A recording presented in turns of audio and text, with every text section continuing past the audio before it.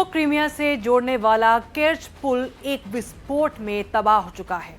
इस पुल के साथ लगी रेलवे लाइन भी पेट्रोल ले जा रही ट्रेन में धमाके के कारण बंद हो चुकी है।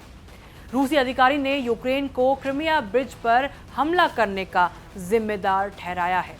रूस के लिए ये एक बड़ा झटका है, जो कि रूसी राष्ट्रपति व्लादिमीर पुतिन के 70वें जन्मदिन के ठीक एक दिन बाद लगा है।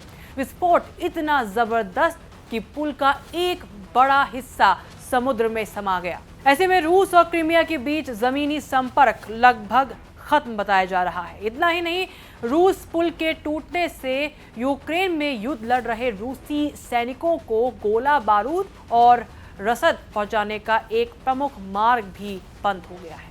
इस धमाके को लेकर यूक्रेन की तरफ से बड़ा बयान भी आ गया।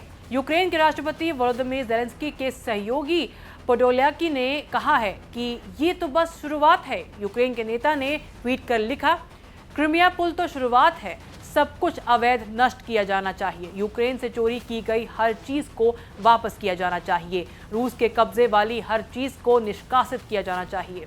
न्यूज एजेंसी एपी के अनुसार रूसी अधिकारियों का कहना है कि शनिवार को ब्रिज पर एक ट्रक बम से हमला हुआ, जिसके कारण ब्रिज का एक हिस्सा ढह गया है। रूस की राष्ट्रीय आतंकवाद विरोधी समिति ने कहा कि ट्रक बम के कारण ईंधन ले जा रहे रेलवे के 60 डिब्बों में भी आग लग गई। इस हमले के कारण पुल के 2 खंड आंशिक रूप से धराशायी हो गए। देखिए, दोनों देशों के बीच जारी संघर्ष के दौरान यूक्रेनी अधिकारियों ने कई बार क्रीमिया पुल पर हमला करने की बात कही थी। ये पुल क्रीमिया के रूसी प्रायद्वीप को देश के क्रास्नोडार क्षेत्र से जोड़ता है। अगस्त में पोडोल्याकी ने कहा था कि यूरोप का ये सबसे बड़ा पुल नष्ट किया जाना चाहिए, क्योंकि ये एक अवैध निर्माण और क्रीमिया में रूसी सेना की आपूर्ति का मुख्य प्रवेश द्वार है। ज़ेलेंस्की और उनकी टीम के बाकी सदस्यों ने भी ये कहा है कि यूक्रेन क्रीमिया को वापस लेने के लिए बल का प्रयोग करेगा। चलिए, आपको अब इस पुल के महत्व के बारे में बताते हैं। आखिर क्यों ये इतनी बड़ी खबर बन गया। कर्च स्ट्रेट ब्रिज को रूसी ताकत का प्रतीक माना जाता था, जिसने 2014 में क्रीमिया पर कब्जा कर लिया था।